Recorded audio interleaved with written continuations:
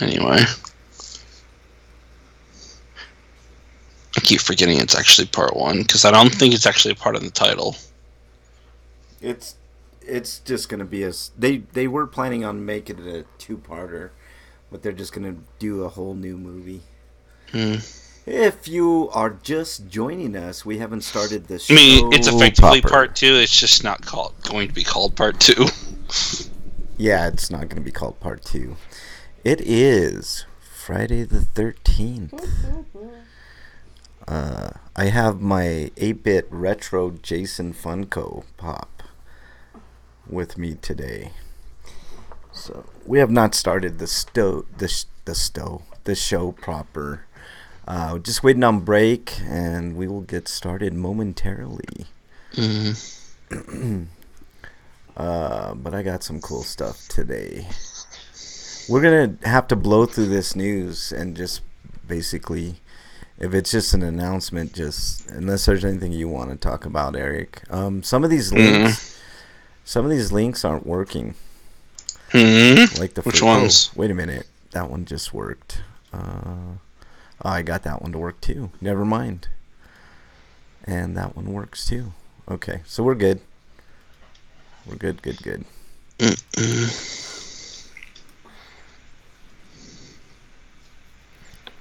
Closed Nightmare, that's cool. Boom. Boom, boom, boom. I do want to talk about the mangling of the My Hero Academia title, though. Okay. Well, I know they probably couldn't get the license for the full name because the licensor is probably being difficult. Yeah. I'm not sure if that's on Funimation's end or if that's on the animation studio's end, which would be weird because I'm pretty sure Bandai Namco and Bandai Namco America are the same company. It's just one's the localization branch. Yeah. For North America and Europe. Yep. Jade Empire, wasn't that and yeah, I do realize what Jeff is trying to say in Facebook, but the game, it's a direct literal translation, and direct literal translations are awful, and they fixed that. Only it still doesn't read well because they dropped the colon for whatever fucking reason, and they could have literally put any other thing that like would have been Academy without using Academy. Yeah. Just waiting on break, man. I saw him here earlier, a few minutes ago. He's probably updating Skype. But then we'll get started. We haven't started the show proper. We'll be starting here real soon. Featuring 8-Bit Jason. I think that's... Did you buy the 8-Bit Jason thing? Yeah, I got it a while back. I just happened to see it at GameStop. Did you pull out the NES copy of the game and play and curse at it because it's awful? No. I should, though. God, that game sucks. What if they make a movie where the 8-bit NES Jason comes to life and starts killing people? Yeah. Well, they did introduce the 8-bit uniform in Friday the 13th, the game, the new one, which is cool. I know that you just use the color scheme. Yeah. That's cool, though. I dig that. Does he make 8-bit sound effects when he does things, though? I don't know. That's a good question. It'd be a missed opportunity if it didn't. That'd be a question to ask Freak 5 if he gets when you kill him, he should die the exact way he dies in that game. Alright, let's get break on here. Go to call, add people, and then add break.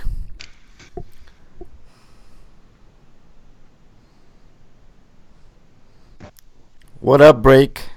Yo, what's up? Happy Friday the 13th, man. Oh, no, this is just your favorite holiday, huh? It is. I think I made a mistake of following Bridget and Because I'm getting horrified by seeing disturbing images on my Twitter feed. Getting murdered. Yeah, that's Bridget. She's a horror fanatic. He said Eric said he's getting horrified. Horrified with all the images that you're putting on his timeline. That sounds a lot better than the politics that are on my timeline. Oh, my I haven't even looked at Twitter lately. I already have real nightmares to deal with real life politicians fucking up the world. Yeah, exactly. I was on a Twitter roll this morning. Yeah. Yeah. Hey. Yeah, I don't use Twitter that much, but I'm looking at it right now. Break, can you tweet out, please, if you haven't done so already? Yeah, hold on. Right on. Right on. Right on. It's like out of context horror tweets. Yeah. Let's see. Nope, that's not it. There we go. But let's go here. There we go.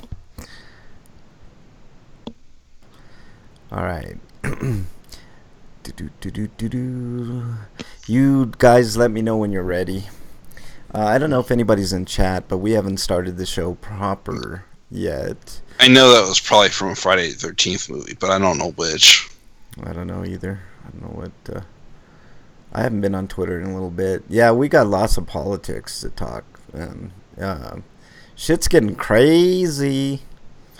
It's getting crazy in the U.S. of A. United States of asshole politicians. Breakman. Yeah, I'm here. Yeah, you ready? Yeah. All right. I think I'm... Hold on. Okay, no worries. We're holding on for Breakman. Sorry, dog's bothering me. That's okay. I don't know if you've watched any of Leon Thompson's videos or this Renegade Cut series where he just film analysis, but he did one for Life of Brian. I think I did. I think if it if it's the same guy I think of, then yeah, I might have. All right, you guys ready to rock and roll? I guess. You all right there, Break? Yeah. All right. You ready, Eric? Yeah. All right, let's get this party started, man. Friday 13th style. With even a retro Jason. I don't know if you guys see that, but I even have the 8-bit retro Funko Pop of Jason. He'll be accompanying us today. All right, here we go. Screw Funko. You're not collecting pops, are you? No, I just saw it at GameStopo and I got it because it was fucking cool. All right, here we go, guys.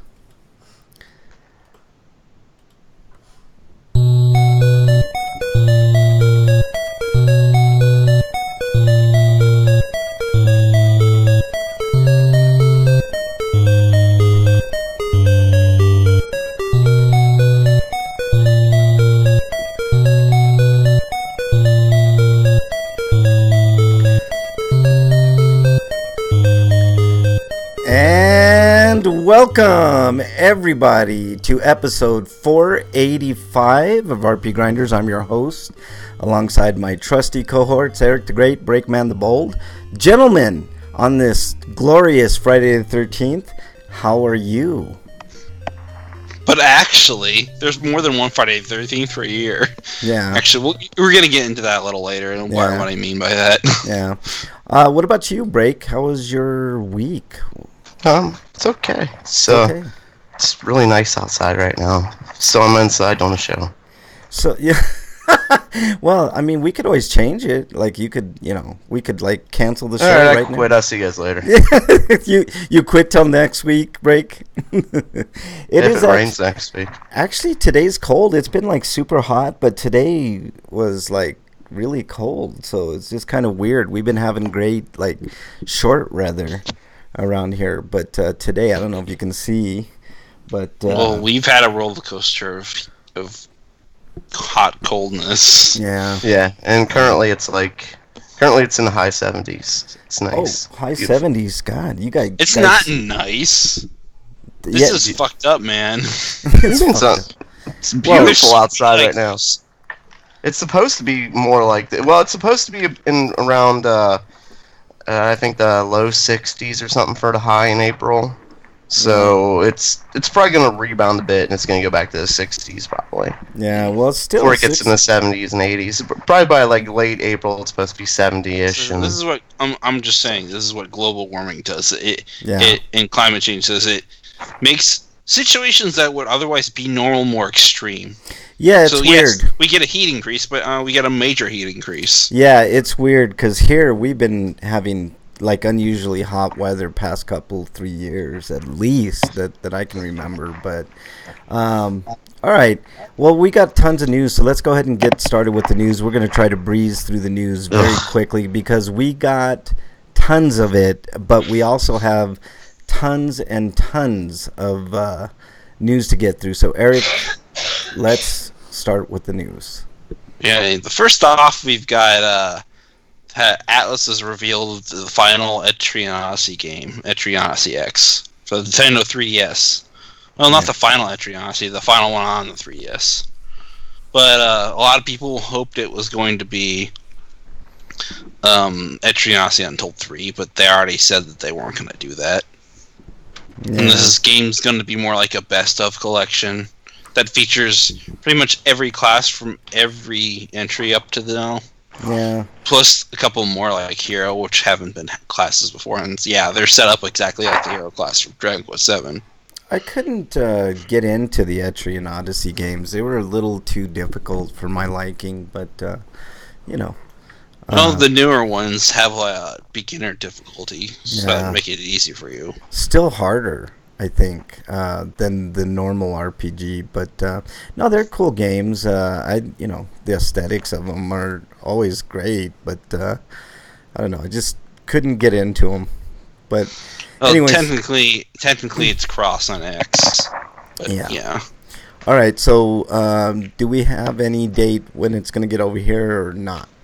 I'm worried whether or not even if it will, because we've heard no word about them localizing Mystery Dungeon or Etrian Mystery Dungeon 2. Yeah. And it took forever for them to announce 5. Yeah. But I've kind of every confidence that we're going to get both of them. It's just a matter of when are they going to announce it, when are they going to release it. Yeah, maybe a little bit. All right, let's go to the next story break. Coming to us live from RPG's site, Ease 8, Lacrimosa of Dana releases on... Yeah, Dana. D-A-N-A. Yeah, it's Dana. In what language? Japanese. Well, they need to change that because in American it's Dana. Yeah, damn it. All right. Actually, that is her name. So it's a name. Yeah. So in America, Donna's spelled with an O. Dana's spelled with an A. Quit disrespecting Donna. I've seen Donnas with A's. I know a Dana. It's D-A-N-A. Yeah, I'm not talking about Dana. This is I America. I have a cousin named Dana, but that's not this. Eric, this is America. If you're here, you need to speak American, man. Yep. Just like when people come into this country, they change their names. Anyway, this game is coming out on April you 16th. Can change your names from Chinese name to like something like Freddie Lee in that terrible dub of the Legend of the Drunken Master. Yeah, I know a few people who've immigrated and they're changed their first name to like Sarah and Mike and stuff like that. Yeah. And you get kind of an abbreviated version of their last name, not usually the full name. Yeah. Anyway, the game features content in the PlayStation 4 version of the game, including the updated localization. Those who purchased the PC version within a week from launch will receive the following content: Adul's Adventure Essential DLC, including the Silver Armor and Adventurer's Clothes. Digital mini art book, so you dress like Indiana Jones. Digital soundtrack sampler. Oh, that's bullshit. Yeah. Laxia's Eternian Scholar costume. It's on Steam. Is that it can't give you a physical thing? Yeah. No, I hate like sampler soundtracks. Like that's. Yeah. Sampler soundtracks suck. Like, you would think, like, on the PC, if you really wanted to make it a selling point, you'd give like a full soundtrack. Yeah, you'd make like a deluxe digital edition, and then you'd like charge the price of the game plus the price of the soundtrack. Yeah, no. When you get those samplers, you never get the song that you wanted the most. I'll buy it on iTunes. Yeah, exactly. All right, that's. I think what XC used to do is to give you like a collection soundtrack from like the entire series. Yeah, it's better than a sampler because it sounds more like a full soundtrack, but it's not a full soundtrack of the game per se. Yeah. All right, let's move on to the next story coming to us from RPGsite.net. Mercenary Saga Chronicles is getting a physical edition on Switch this summer. So there you go. Doesn't have a real date there, but you will get a physical copy on the Nintendo Switch. So it looks like a game I would enjoy. Yeah. This looks a lot like Final Fantasy Tactics in a way. So I was thinking that Break might be the one to hop on this one if you had a Switch. But all right, Eric, next story, please. Next story is Disgaea remake for the PS4 and the Switch gets a date for Japan of July 26th, and there's going to be a 9,200 yen limited edition that includes the original soundtrack, a daily desktop calendar, and a special Make box will also be released. Weird. I think they wrote that fucking wrong, and they didn't want to sound too weak, so they could have just said Omake, because that's what Omake means, like special. Oh, okay. Well, cool. So it's just a special box then? Yeah, it's just a box you special put the collector's box, like every collector's edition. Yeah, exactly. Gotcha. All right, let's move on to the next story. Break. I think it's a box specifically for the swag, though. I think a box of glitter on. Yeah. Break. This next story is very appropriate. Coming to us live from Gamatsu. Nippon Ichi Software live-action horror adventure Closed Nightmare launches for PS4 and Switch in Japan on July 19th. Yeah, that's the story right there. And they have a preview of this game that I put up on the screen there. Probably will not come here, but I'd be interested to see what kind of game. There's no reason that it wouldn't. You never see those type of games come over here. Like because the naysayers like you. It's all your fault, Frank. Yeah, it's all my fault. Blame me. I get blamed for everything anyways. Yeah, there you go. All right, next story comes to us from Gamatsu. Compile Heart launches virtual YouTuber. I don't even know how to say this. Ilheart, I guess. Ilheart. Okay. Ultimate Weapon teased yesterday for new game, but rather for Ilheart, the company's new official virtual YouTuber. So here's the description. As the official virtual YouTuber of Compile Heart, Ilheart burst onto the scene as the result of momentum and a snap decision. She's always got her cuteness on, but slip-ups occur often. Rumor has it she is the youngest of 4 sisters. I don't even know why this is a story. She's always got her cuteness on. Yeah. I saw the first video that they made, and there was no English subtitles available at the time for the captions support, but it kind of reminded me of the Kaguya Luna account that's on YouTube. Yeah, it's this is kind of a growing trend too, having like virtual YouTubers, because I'm guessing that they're sick and tired of the shitty YouTubers that are out there right now.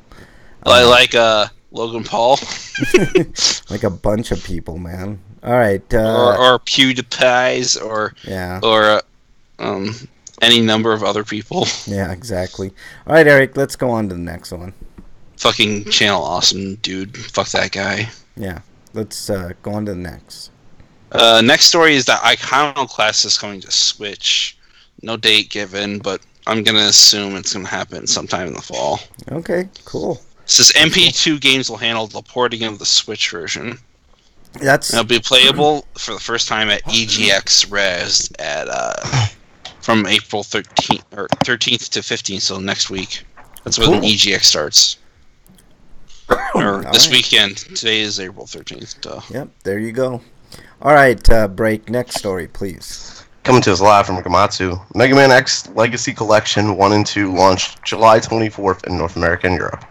All right. Mega Man X game is going to come on PlayStation 4, Xbox One, Switch, and PC on July 24th, as I said, for $19.99 American dollars, $19.99 euros, and $15.99 pounds.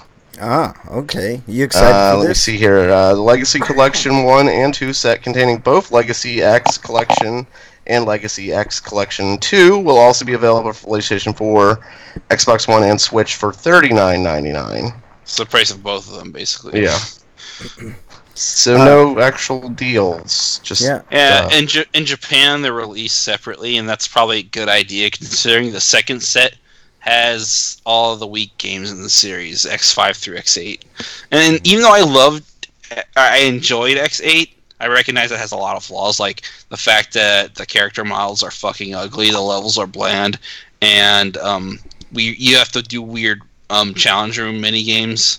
All the X levels after like and the uninspired named and designed Magret foxes as well. It's actually but 7. The only real good things about X8 are the comboing system that Zero has, and the shields, and the rescue function that you can do super attack with. Basically anything gameplay related is good, but everything else is kind of eh. Yeah, what were you saying, Break?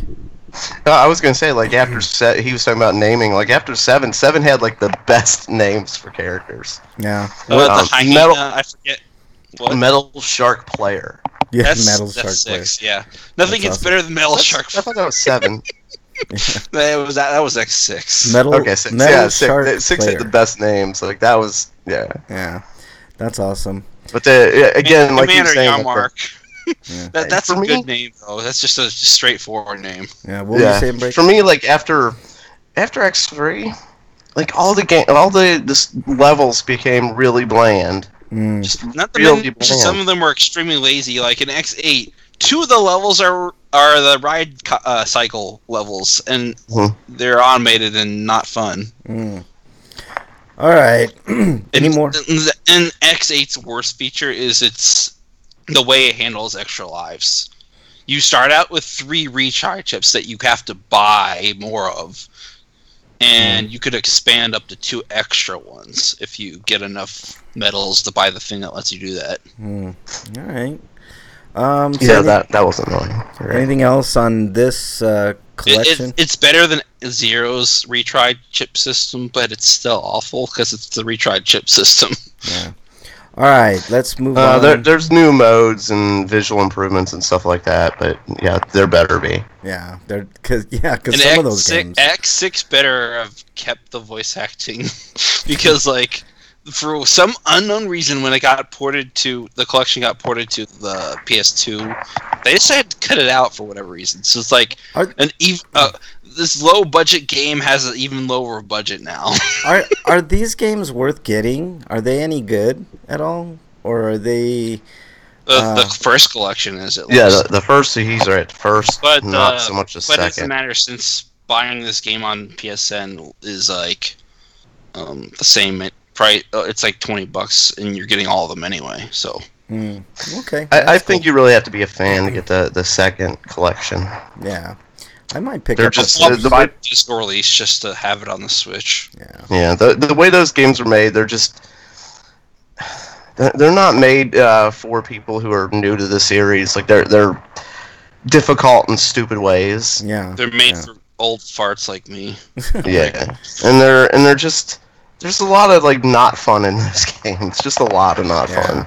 And that sucks for newcomers. Yeah. You would have thought they would have accounted for that.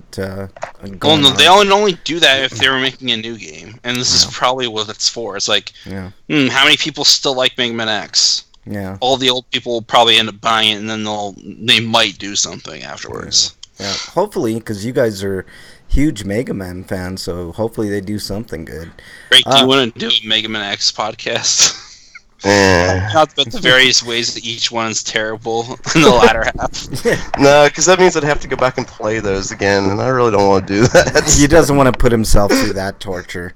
All right, hopefully this next story won't be torturous, guys. This comes to us from Gamatsu. Yokai Watch 4 announced for the Switch, and it will launch in Japan in 2018. I like how they didn't give us any date on that whatsoever. So there you go. If you're a Yokai fan, get ready for it.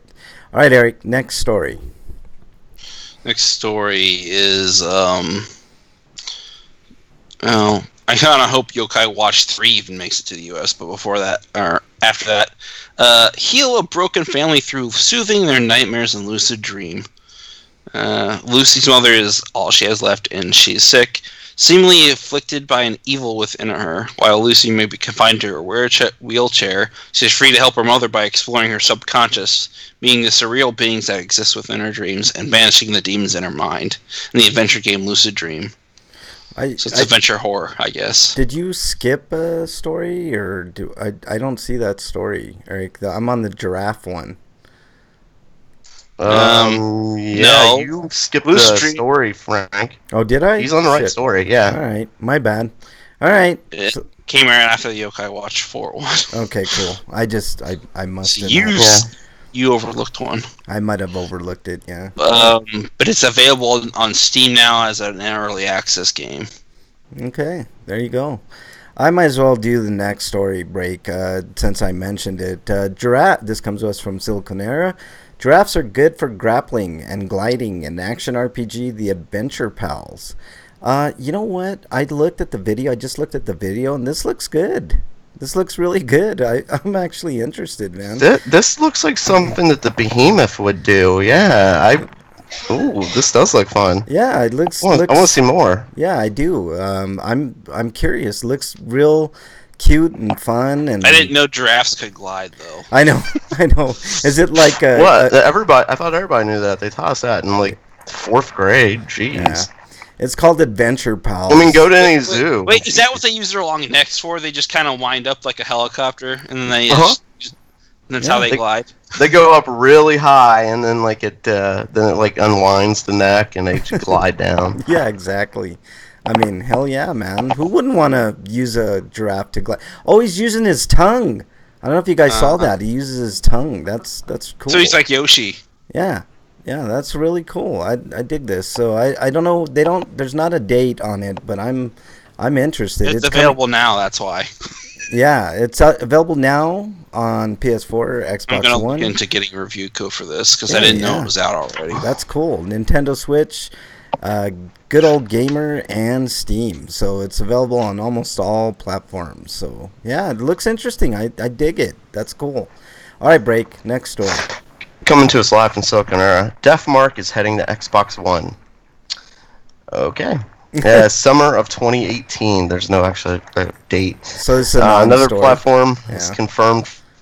What? Another platform has been confirmed for Deathmark. Yeah. Oh, okay. Yeah. So it's just coming to the Xbox One, and there's. I hope that experience brings us over. Yeah, that'd be cool. That would be cool. All right, Eric. They have an English account, or they follow me, so maybe I could just tweet them. It says, "I really like to see this in North America and Europe." Yeah, tweet them, tell them, bring it over here. We'll play it. All right, Eric. Next story. Or at least get Nisa to localize it for us, or someone who's interested in actually doing visual novel releases in the West. Maybe Atlas will pick it up or somebody. I don't know. All right. Atlas would be a bad choice. I think Axis Games would be a better choice. Yeah, there you go. All right, Eric. Next story. Next story. Fate Extella Link. Fate. Fate Extella Link. Coming to PlayStation 4 and PlayStation Vita in the West. Surprisingly, no PC and Switch versions announced, but I'm sure they'll come in the future. Yeah. Just like the last one. Yep. But it's one of the 4 games that Marvelous announced a couple days ago. It's a sequel to Fate Extella, the Umbrella Star, and it will be released for the aforementioned platforms in winter 2018, which may as well be next year. Yeah. Because that's usually what winter of the year means. Yeah. It's like they're thinking in fiscal terms. Yeah. All right. Well, I'll go ahead and do the next two stories since they're kind of related to this. Also from Silconera, Senran Kagura Burst Newell headed westward on PS4 and PC in fall 2018. Yeah, so there you go. There's that Senran story. Next Senran story from Silconera. Senran Kagura Reflections, bringing hand-holding to the West in summer 2018 as well. And I showed the trailer for it, so a decent lineup. So that's cool. I think it's supposed to be kind of like a visual novel / dating sim type of game. Yeah, it is. It's some weird visual novel dating. It used to be called Reflay in Japan, but Reflections is a good alternative. Yeah. All right, break. Next story.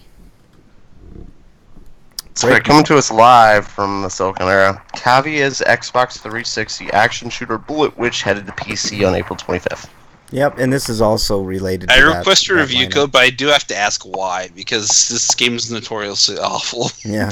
But I think that's part of why people like it as a cult classic. It's sort of like that one game. What is it? It's sort of like Heavy Rain, but not. What do you know what I'm talking about? Deadly Premonition. Yes, Deadly Premonition. Only Deadly Premonition was a third-person shooter with open world exploration like DTA and nothing like Heavy Rain. Yeah, but you knew what I was talking about when I said it. So there you go. I mean, yeah, I guess in a way when they're doing cutscenes, it kind of is, but. Yeah. All right, break. Along with the incredibly bad voice acting. Yeah. All right, break. Next story, please. Coming to us live from RPG site, indie action RPG Moonlighter launches in May. Yeah, there you go. Okay, the game will run at $19.99. You can find a Steam page. Have fun with that. And I'm looking at it now. I did not look at this one before we started the show, and it looks decent too. I'm curious. It looks very old school Zelda like. Yeah, I'm down. I'm totally down for a game like this. Looks good. So, all right. Also, another interesting thing about Deadly Premonition is that your car does need gas. You have to get gas at intervals. All right. Does the next story need gas, Eric? Next story, please. Well, it depends. Let's see. Sinner's Sacrifice is coming to Switch, which still doesn't have a release date in the for the other platforms, but it's coming. What kind of game is this? But this is probably why it's been delayed to Q3 of 2018. Yeah. What is it? Like, I'm looking at it. What is it? It's a Dark Souls-like game. Oh, okay. Yeah, I kind of got that impression from the little bit that I just saw here, but okay. All right, that's cool. The fall release will cost $18.99, which is $1 less than most titles that are $20 or whatever. Yeah. No, that's a good price point. Maybe they're taking into account tax. That's a good price. Let's give them a break and give them $1 off. That's a good price point for a Switch game, because most Switch games are $60 still. All right. Well, I think it's digital release. That's all. Next story's kind of interesting, guys. Jade Empire, Knights of the Old Republic 2, which sucks, and the Elder Scrolls 3 Morrowind. 2 doesn't suck. It's just not as good as 1. It sucks, dude. It's not. Well, the problem with 2 is they cut content. Yeah. That too. They cut too much content, and it was just. I thought it was a mess. Over like relatively quickly. Yeah, I didn't like 2. I thought it was a jumbled mess, but that's probably because they I cut like the parts content. of 2, like the refinements to the gameplay, but it did feel like a giant rehash of the first game. Yeah, the first game was excellent. Jade Empire is kind of an underappreciated game too. I'd like that game. Well, here's this guy that's the Mandalore from the first game. Only we're not calling him by his name. Instead, we're just calling him Mandalore. You know what I wish they would make backwards. Here's not AK-47, totally AK-47. Yeah. You know what game I wish was backwards compatible? Did you say AK-47? Yeah, AK-40. HK, okay. I was like, AK-47? What? I did, and then I corrected myself. What you call it? I wish Darkness would be backwards compatible with the Xbox. That'd be really cool. Where the hell is my Resonance of Fate BC compatibility? Yeah, there you go. At least I get Panzer Dragoon Aura to play. Yeah, that's a good game. I forgot about that game. People talking about how they want Tales of Vesperia Magna Carta would be a good one. Tales of Vesperia still isn't on the PC. Infinite Undiscovery. I think that Fuck that game. No, I like that game. Fuck it. How dare you? How dare you? And Magna Frank Carta doesn't know good quality games. No. We established that long ago. Yeah, we did have this chat long ago. Infinite Undiscovery, there's stuff to love in that game. So, how dare you? How dare you besmirch Infinite Undiscovery and Magna Carta for that matter? It's more like you could love it, but then you'd have to put up with all the bullshit, and the bullshit's not worth putting up. Bullshit's not. All right, maybe the next one's worth it, Eric. Next story, please. Next story is Punchline is coming west to PS4 and PS Vita. Yeah. Courtesy of P-Cube. And it is an anime game combo, and this is the game portion. Who was written by Infinity and Zero Escape creator Kotaro Uchikoshi, and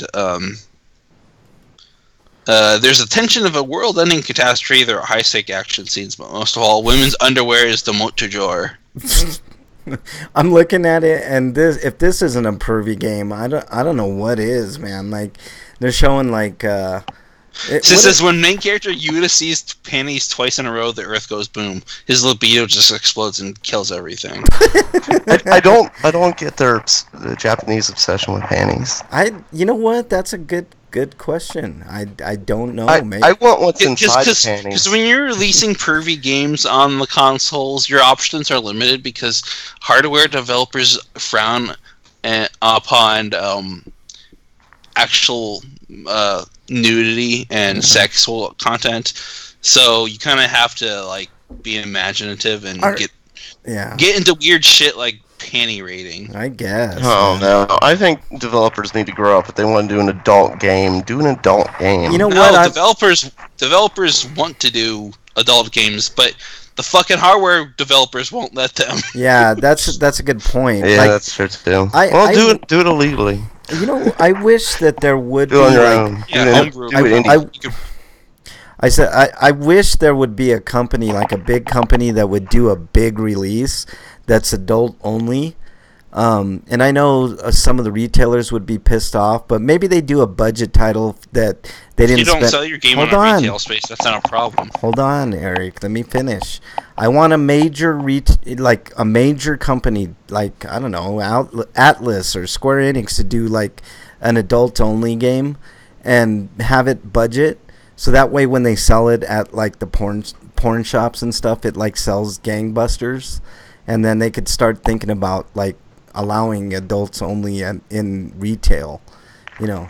See, that's the things. They've done adult games in the past, and they've been cheesy fun for the most part. The good ones. And then most of them have just been bad. But it says here, I'm going to read further. It says, despite the very low-hanging fruits Shoshibas go after first, that'd be the fan service, it ended up a guilty pleasure of mine, a strong core mystery, and a charming cast go a long way. And so the game, you control Yuta after his first panty accident leaves him at an out-of-body experience. As a ghost, you get to play around the environment unseen by the rest of the cast, kind of like Ghost Trick, but leaning more on the visual novel side. Yeah. And the idea is to try to get back to your body. Yeah. So, Derek, do you just not listen to me at all and just talk when you feel like it? Or I'm just wondering. Yeah. Well, Frank has a tendency to just move on as soon as you're done. That's why. I wasn't done. I was like in the middle of a sentence and you just started in. And I'm like, okay, whatever. All right, Blake. Your turn. What do we got? No, what were we even talking about? I can't remember. All right, next story, Blake. I've moved on. No, I was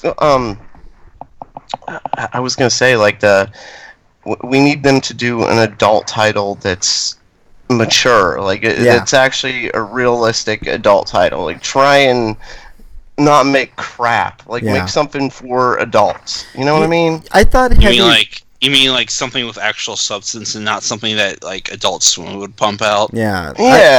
As opposed to like what we've gotten like BMX XXX. Yeah, like, I agree. There's boobs and there's poop. Yeah. Didn't they have to recall that game? I think probably. They did. Yeah. I actually, Break, I agree with you. I thought Heavy Rain kind of did a good job with handling a lot of mature themes. It may not have been the Are greatest. you insane, Frank? Eric. Are you really that dumb? Wait, are you going to let me talk? Eric, hang on a second. Before you make your opinion, let me speak, dude. No, Frank, we don't like letting you. Oh, I'm sorry. How dare you? How dare you? How dare you? You're exiled. I thought they did a pretty good job with the mature themes. I mean, I'm not saying the game was great. I thought it was really good. It wasn't excellent by any stretch. It wasn't something I recommend people go out and buy at full price, but maybe at a budget price. Like, I mean, so you're saying that maybe are you saying the story was better than the gameplay? No, I'm saying, well, yeah, the gameplay. The story was fucking awful. The story was not awful. Yes, because Ethan and the girl having sex, even though Ethan's in this vulnerable position where he's trying to save his son, is really acceptable. Awkward. That makes all the sense in the world. Eric, think about what you just said. That makes perfect sense to me. I know. Not if you played the game and understood what was going on at the point. It does not make sense. I hear what you're saying, Eric, but it was kind of shoehorned. David Cage doesn't understand humans. Eric, he thinks he kind of emulates what he sees in cinema. Yeah, and Eric. Made this bumbled mess that's fucking Heavy Rain. Okay, Eric, I liked Heavy Rain. All right, I know, I'm not in the minority when it comes to Heavy Rain. There were I think way too many people like it. Yeah, it was a good game. It wasn't a great game. It was a good game. I agree with you. The sex was shoehorned in, but the mature themes in that game, including the sex, is what we're talking about.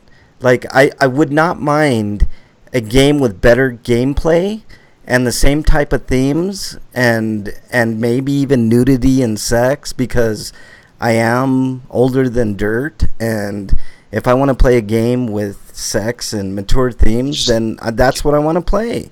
You know what I'm saying? Like, I think the time is coming very near where the average age of a gamer is going to be like 40, 45 years old. So I think we can handle it, is what I'm saying. I don't want to be bound to playing water. Yeah, it's like you're choosing not to capitalize on a market that they could be. Yeah, exactly. That's what I'm saying. Because like, they think they're above such things. And I'm not saying because of kids, right? Because of kid. It comes back to like we don't want to offend parents, like kids. Right. These are video games. These are toys. These are for kids. Right, but what I'm saying is... Well, I'm saying that's what the image that they're going with. That's what Microsoft thinks. Yeah. That's what Nintendo thinks. Right. And this isn't just limited in North America either. In Japan, they think video games are largely something that kids do. Right. Mm-hmm. No, I understand this, but... Especially in Japan. No, I get all that, but I think we're past that point. It's like, yeah, there is PC, but not everybody is into the whole PC thing. I'm not. Frank. Yeah, Frank, we're not disagreeing with you. We're saying that this is what the big guys think. No, I understand that, but what I'm saying... They want the most money available, and they don't want to risk losing money in business because people get angry at them for releasing stuff like this. Right. Oh my god, yeah, they don't want to... They're afraid of getting boycotted. Right. Don't go with Nintendo. They show boobies. I don't know. I don't know what the chance would be. Hence what I said earlier. Nintendo don't keep clothes on women. You discriminate. Nintendo don't like the dick. On that note, next story, Breakman. Shit, I forgot where we were. Let me see. We did the punchline one, right? Comes to us on Destructoid. Rival Mega Gun is a PvP-centric shmup coming to Switch and other platforms. That's interesting. A PvP shmup? Yeah. Yeah, me and Break can fuck each other over Twinkle Star Sprite style. That's interesting. That sounds kind of fun. It looks good.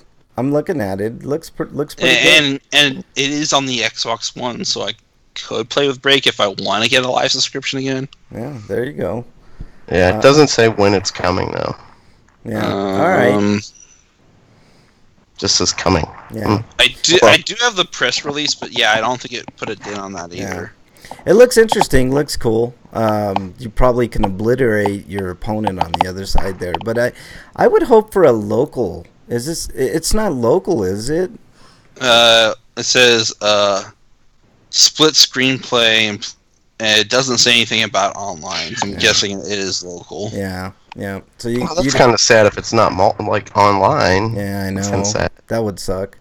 All right, let's move on to the next story from Gamatsu. This is it didn't say online. It didn't say local only. It did say split screen. But that split screen implies local only, but it may not necessarily be the case. Maybe the other screen's just there so you could see your opponent. Yeah, we're going to go on to the next story, Eric. From Gamatsu, Record of Lodoss War, 2D side-scrolling action game announced for PC. This is interesting. From the studio behind Shin Megami Tensei Synchronicity Prologue. So yeah, we're getting who knew that we would get a Record of Lodoss War 2D side-scrolling game? No date. It says PC Steam, so that means the US release, I guess. I guess it doesn't really have much information. There's no. Oh, there is a little bit of gameplay. It's like looks like beta. Dita is basically a la carte. Yeah, yeah. I was gonna it's say, basically Symphony of the Night. It looks a lot like Castlevania, but I anything to do with Record of Lodoss War, I'm totally down. I always wondered why they wouldn't do a remake of the Dreamcast game, the excellent Dreamcast. I don't know if that's a good one. I like it. I think it's really good, and it's probably better than the SNES game, but that's fine. Yeah, no, it's good. I played it. It's a good game. All right, next story, Eric. Well, considering the Dreamcast had slim pickings, but no. I thought it was an excellent game. Go ahead, Eric. For games of that type, but Last Bible 3 gets a fan translation in English. And it's the third game in the Megami Tensei spin-off subseries originally released on Super Famicom. I think this is a Game Gear game. Or maybe I'm thinking of Revelations 2 or something. Yeah, but, I have. This might be Last Bible 3 for the SFC. I'm just getting no idea. I've never played any of these games, so I couldn't tell you the first thing about them. But since the Last Bible series is developed by Atlas as Megami Tensei games aimed towards a wider audience, including children, and I think the game's set up kind of a bit more like Pokemon. Okay, well. There you go. If you're a hardcore Atlas / or Megami Tensei person, this would be right up your alley. So you're getting it. Cool. All right, that does it for the news. Finally, gentlemen. Let's see. Any homie discounts? I don't think we have any homie discounts. There is a flash sale for horror games that's going on. I don't know about the PS Plus games in Japan. I'm not worried about that. But what? Oh, I forgot to delete that. Sorry. Yeah, that's all right. We got that's from last week. Some of the highlights are you can get Alien Isolation, the collection, for $12. That's a steal. That's a good game. I've been playing a little bit of that. So Amnesia, the collection, for $8.99. That's a good price right there. If you like running. If you like running away from things like Outlast, BioShock Collection's $20, but that's almost always $20. Darksiders 2, the Definitive Edition, for $6. That's a good pickup. There's a bunch of stuff, so just look on the website there, the PlayStation website. You can see all kinds of great deals, including Until Dawn for $6. That's a good price too. It's kind of horror themed with this being Friday the 13th and all. So there you go. Oh, whoa. Hey, Dungeon Buster's in there. He's been lurking. He says he's dodging the adult game combo. Yeah, Metroidvania Lodoss War is what Dungeon Buster says that game. But there's some good sales on PlayStation right now. I don't know what he means by that, but whatever. Metroidvania Lodoss War, like Metroidvania, but it's Lodoss. All right. So what have you been playing, Break? Did we lose Break? I think maybe. Oh shit! We must have lost Break. Okay. What have you been playing, Eric? Don't tell me you muted again. I don't know. Maybe he did. Oh, he said be right back. He'll be right back. Oh. What have you been playing, Eric? I played a lot of Story of the Seasons, Trio of Towns, and I got like 17 hours in, and I feel like that's a good place to write a review for, because while there is an ending to the game, it takes a long time to get there, and there's a post game. The game just basically continues after that point, but so it's more or less a game with a goal, but it's a game that you can just keep playing until you get tired of it. Okay. What else? But so the review of that's up on TotallyChain.com, along with the review of The Witch and the Hundred Knight 2, which is not nearly as good as the first game. The first game had problems. Yeah. All right. And what else? Detective Pikachu, which is like a Telltale game, only the plot is nice and cute and Pokemon related. Yeah. And it doesn't have the tentacle issues that appear in most Telltale games. Yeah. And it's probably also written better, because Telltale games have late pretty much become the same goddamn game, but with a different skin on them. Yeah. I mean, I liked the Batman Telltale game, but I hear The Evil Within's kind of like, eh. Yeah, I have not played those. I'm interested, though. I kind of like Telltale. And I think it's gotten to the point where Telltale should just release movies of these things instead of making games on them, and making them slightly interactive, even though your choices ultimately don't matter in the end. Yeah. Hey, Breakman, I think you're back now. I don't know. Like the last, well, I shouldn't say the last, but I know the second Walking Dead Telltale game, it started offering like multiple endings and such. Yeah. Are they different endings, or are they just slight variations on one ending? To be honest, I've only seen the one because I was lazy, so I can't really answer that. Hey, Break, did we get any Twitter questions or comments? I see you, Bridget. Bridget's in chat, too. Did you hear that dead silence from my answer? I mean, yeah, you do get the option of like staying in a shelter or going to this one place, but ultimately you end up in the same place you would in the third. Spoilers for people who haven't played those games. Spoiler territory. Hey, what was I gonna say? Dungeon says I went back to Monster Hunter World from the Spring Blossom event. His palico looks like Mega Man now. That's cool. Yeah, I've seen the images the of Mega super Man blocky, on Twitter. Minecrafty looking Mega Man. That reminds me of the blocky Minecraft Mighty Number 9 skin that was offered with Mighty Number 9. Yeah. Yeah, I saw that image on Twitter. It really looks especially weird in the Monster Hunter world. Can I just have the palico? Not that I wouldn't do it, but I'm just saying. Just have the palico where he's dressed like Mega Man instead of looking like the blocky one. It's like, I think Monster Hunter 4 did that. So we didn't get anything on Twitter. You guys need to send. Actually, I'll put out a challenge to everybody out there that's listening. Send us a comment, maybe your favorite horror movie, to @RPGrinders on Twitter, and we'll make sure to mention it on the air next week, because we need to keep. I got a better one. Instead of your favorite horror movie, how about your favorite kill in a horror movie? Ooh, that's even better. That's awesome. All right, what have you been playing, Break?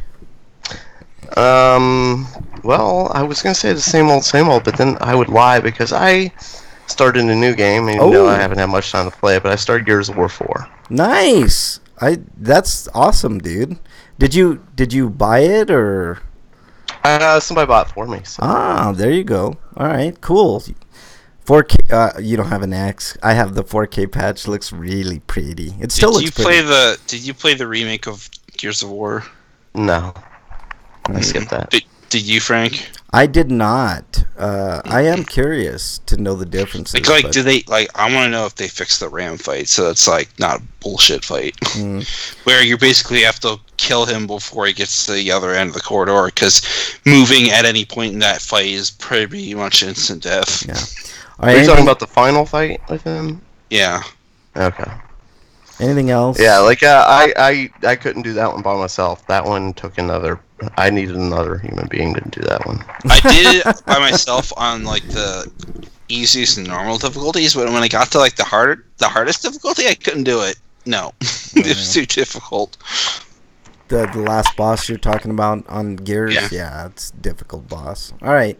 Anything else? Well, he was like, you were getting swarmed by these little fucking I don't know. They look like bat things Yep. or something. I don't know what the fuck they were. Yeah, and they kicked While the you're shit trying to out fight of him, it was stupid. Yeah. It was really stupid. And he is like basically a minigun and shoots at all times almost. Yep. Yes. All right, break. What else have you been playing, man? So I'm not far in that one, so I don't want to really speak on it. I don't know what's going on. I do like that the first couple of levels were like, here's the past, Yeah. and then here's something else in the past, and then here's something else in the past, relive these moments. I reviewed Gears 4. The only problem I have with it is it's kind of stale at this point. There are a couple holy shit moments, but I thought it ended way too quick, but whatever. And I played some multiplayer, even though I'm not very because I usually prefer to play all the way through the story before I get into multiplayer. But I was like, whatever. I'm just gonna try multiplayer.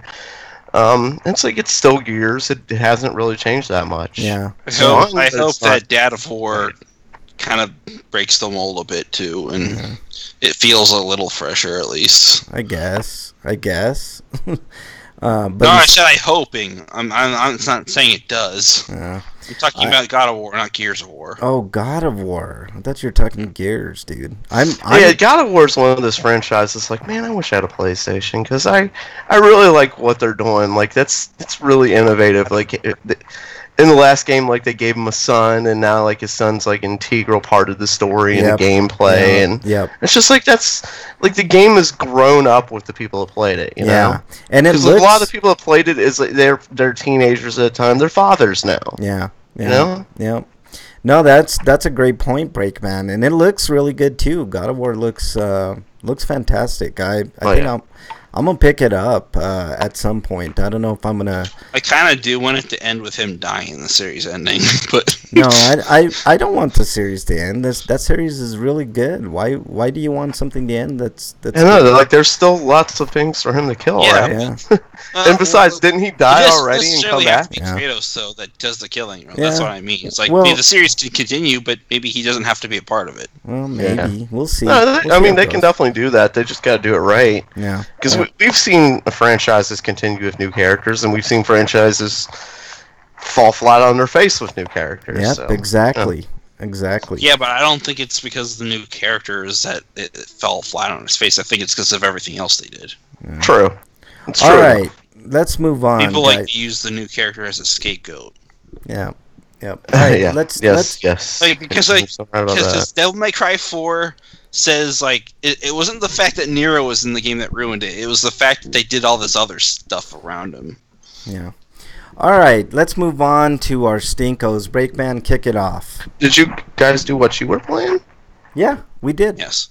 I played a little MPQ. That's all I played. Oh, okay. I have a few stinkos. Okay.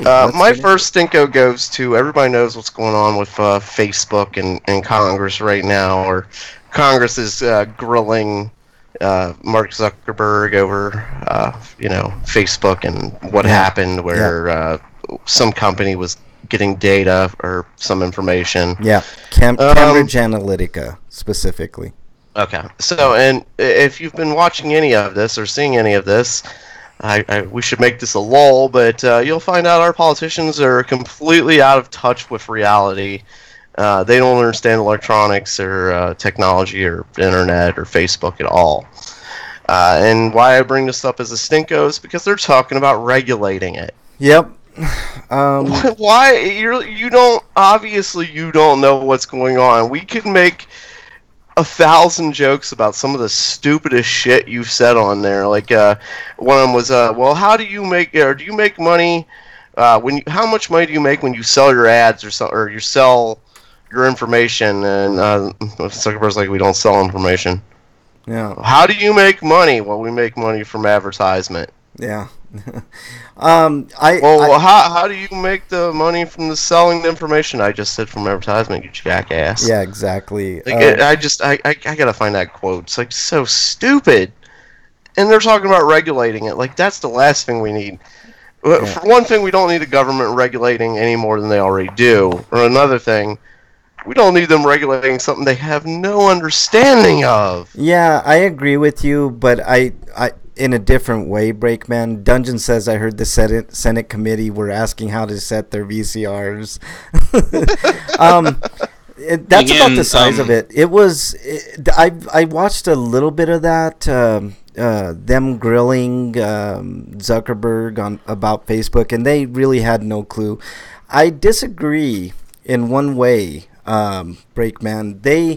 They should do a little bit of regulation when it comes to the type of advertising and the way that they use that Cambridge Analytica information to really influence a good chunk of voters that were on Facebook. That's the one thing that I think. If Facebook, I don't see. The thing is, like, I think a lot of people think that they were influenced. I think that it was just confirmation bias for most of those people. I don't think so. I think the largest majority of people were looking for information against, like, Hillary. They weren't in there. Because there was no way those people were going to vote for Hillary in the first place, I think. Well, possibly, but why are we gonna let Facebook and a person like Zuckerberg run amok like that? Like that's no shit. But hold on. I think that I know what Zuckerberg said. He said he's committed to changing things, etc., etc. But do you trust people? Like I don't trust Zuckerberg because he's a don't. gigantic asshole. Do you trust But our at the same government? time, No. If our government's trying to grill them on this, they should at least have a comprehension of the subject matter at hand, so they could properly evaluate whether or not what he's doing is illegal shit. And this goes to show that Congress, I think, is out of touch with American people, because, like you said, Break, half of those senators had no idea what the fucking internet does, let alone grilling Zuckerberg on Cambridge Analytica. Okay, I found that when I was talking about. So this comes from Orrin Hatch, as a Republican. This was coming from both sides too. This wasn't just like stupid Republicans, ha ha ha, silly. It was Democrats were stupid too, and it's like, oh shit, like both parties don't know what's going on. So they're both full of old people who don't know what the fuck to do with their lives. Yeah. So this one comes from Orrin Hatch. They only know what to do with the money that they've been bribed to take from companies. I know, and how many vacations they can go on in the Caribbean and on their yachts and whatever. So Orrin Hatch asks, so how do you sustain a business model in which users don't pay for your service? Senator, we run ads. I see. That's great, says Hatch. Yeah. Okay. I'm so glad Hatch is out of there. He is the epitome of what is wrong with Congress. I think they're so out of touch and old. They're way too old and out of touch to know anything when it comes to anything. Dungeon Buster says, I'm actually surprised it took this long for Facebook to get nailed on privacy. They've always been shit with privacy since the beginning. This is why I hate Facebook so much. And this is why it's so dangerous for Zuckerberg to have that much power with your information. It's not his information. It's yours. Like, that's what should be regulated. If it weren't for the fact that I need Facebook to promote myself, yeah. I'd probably have gotten myself rid of it. Yeah, I have a Facebook account, but there's very little. If you go to my Facebook account, there's very little information. There's nothing there. But yeah, Dungeon says, hate posting political tweets because then I'm worried whether or not any of my family members will say something stupid in response to it. Dungeon says, someone suggested the senators should have asked their interns for what the right questions might be, because at least they would be in the right age bracket. I couldn't agree with that more. Like, the interns probably could have thought of 50 million better questions than what Congress. You know what Congress is looking like? Like it's outdated. Like the world is looking at our government and laughing, not only because we got a clown president running it, but we have an outdated old ass Congress that doesn't don't forget, like, that doesn't get like Russia, anything done. What, Eric? Don't forget countries like Russia, who seemingly want to relive the past and starting up a new arms race. Well, no, this is about Putin acquiring more power for Russia. Yep. Like that's his one and only goal. This isn't about like reliving the past. This is about acquiring more power for the We're gonna country. We're gonna get into. I mean, really, it's been in decline for a long time, and he's one of the guys who turned it around majorly. But then we all know how corrupt and crooked he is, and he's going to be basically a dictator because nobody's going to. I mean, he gets reelected. Like 98% of the voting or votes or some shit like that. We'll get into it for sure. But you have other stinkos, Breakman. Okay, my other stinkos go to there was a child recently killed in a horrible freak accident, I guess in a Honda vehicle. So there's probably going to be some lawsuits with Honda. But the problem is he called 911 and gave his location. Mm-hmm. And it took the police about 6 hours to find him, even though he gave his information to him. And it turns out, like apparently, for whatever reason, the 911 operator says she couldn't hear him when he gave the directions. And he gave his location and such. So the police looked around apparently and didn't see anything. And the kid kept calling back, and he's like, "I'm in this vehicle. I'm in this location," and another 911 fail, you know. Yeah, I mean, you hate to think like that. It happens every once in a while, and it's like, ugh. Yeah. That reminds me of a medical malpractice situation that did happen in Russia, where a woman got formaldehyde injected to her instead of a saline solution. Yep. And died because of it. Yeah. I agree with you, Break. It's just another in the long list of shitty things that police have done or not done in this case. So. And police have gone out of their way for the last couple of days to exonerate themselves, and I don't feel that way. I feel like they didn't do enough searching. Yeah. Because they knew in that area there was a van with somebody in distress. Yeah. So they're like, well, this is just a prank call or something like that. They just... I don't think the cops did enough diligence, and we know the operator didn't do her diligence. It's just like the adults failed this kid. And, here's a question: why do we died slowly? Yeah. Apparently, and he knew his death was coming, and that's a pretty horrifying way to go. I guess that's a bad dying slowly like that. Yeah, yeah, that's terrible, man. All right, you got another one, Break. And another one goes to the Reds, who are... the Reds haven't played 2 weeks of baseball yet. They haven't played 14 games, yet they are in double-digit losses already. Oh, no. I didn't even keep... I've been keeping up with the Rockies a little bit, but I didn't know what the Reds were doing. But it's early, man. Oh, it's early. I know, but they've won 2 games and lost 11. No, they've lost 10, and they're about to lose 11. They're working on that. What's wrong with them? What is it? What the isn't pitching? wrong with them? That's the thing. Pitching has been terrible. Yeah. Hitting has been terrible. Yeah. Defense has been terrible. It's just it's been all around like a total failure. Is it time to like trade somebody like Votto to get in? No. There's nobody's gonna trade for Votto. But that's the thing with Joey. Like he always starts slow. Like his Aprils are slow. Yeah. But even at a slow April, he's still hitting 270. Like him and Scooter Gennett are the only ones who are hitting anything. I was looking at the stats, like Duvall, like this, he's supposed to be one of like the players of the future. He's hitting around 100. Yeah. The catcher's hitting around 100.